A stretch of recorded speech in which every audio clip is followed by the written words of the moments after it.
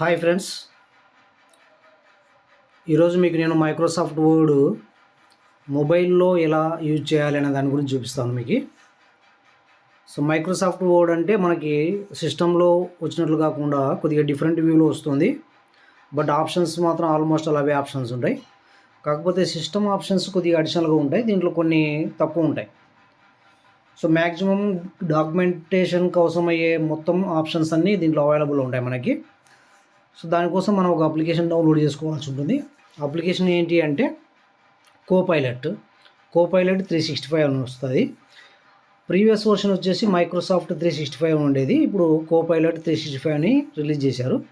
So AI ఫీచర్స్తో వస్తుంది. ఇది documentation చేసుకోవడానికి అవసరమయ్యే ఏఐ ఫీచర్స్ దీంట్లో అవైలబుల్లో ఉంటాయి. బట్ మనము దీన్ని ప్రీమియం వర్షన్ యూజ్ చేస్తేనే మనకు ఏఐ ఆర్టిఫిషియల్ ఇంటెలిజెన్స్ ఫీచర్స్ అవైలబుల్లో ఉంటాయి. లేదంటే మనం నార్మల్గా వాడుకోవచ్చు, లేదా ట్రయల్ వర్షన్ లాగా వాడుకోవచ్చు. ఫస్ట్ దీన్ని ఎలా డౌన్లోడ్ చేసుకోవాలో దాని గురించి చూపిస్తాను మీకు.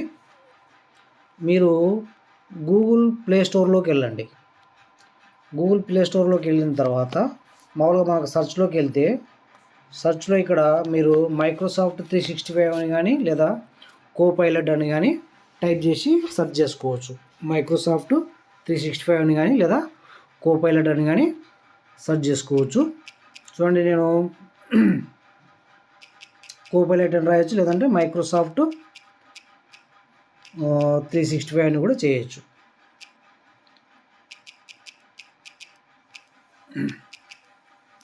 మైక్రోసాఫ్ట్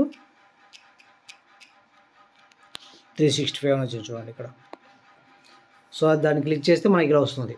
మనకు ఐకాన్ నేమ్ ఏమొచ్చింది చూడండి, మైక్రోసాఫ్ట్ 365 కోపైలట్ అని వచ్చింది. సో ఇది మైక్రోసాఫ్ట్ కార్పొరేషన్ వాళ్ళు డెవలప్ చేసిన అప్లికేషన్.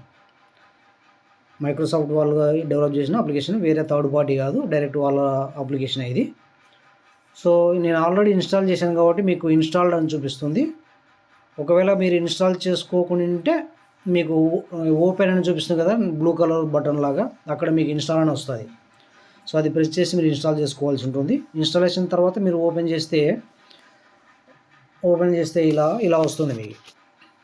ఓపెన్ చేస్తే దీంట్లో మీరు స్కాన్ ఆప్షన్ ఉంది, ఎక్స్ట్రాక్ట్ ఉంది, డిక్టేట్ ఉంది, అలాగే డాక్యుమెంట్ అని ఉంది. స్కాన్ ఆప్షన్ ఏంటంటే మీరు ఏవైనా పేపర్ డాక్యుమెంట్స్ ఉంటాయి కదా, అవి స్కాన్ చేస్తే దాంట్లో టెక్స్ట్ దీంట్లో తీసుకోవడానికి వీలవుతుంది. మీకు పేపర్లో ఉండే టెక్స్ట్ మీకు మైక్రోసాఫ్ట్ వర్డ్ డాక్యుమెంట్లోకి తీసుకోవడానికి స్కాన్ ద్వారా చేసుకోవచ్చు. అలాగే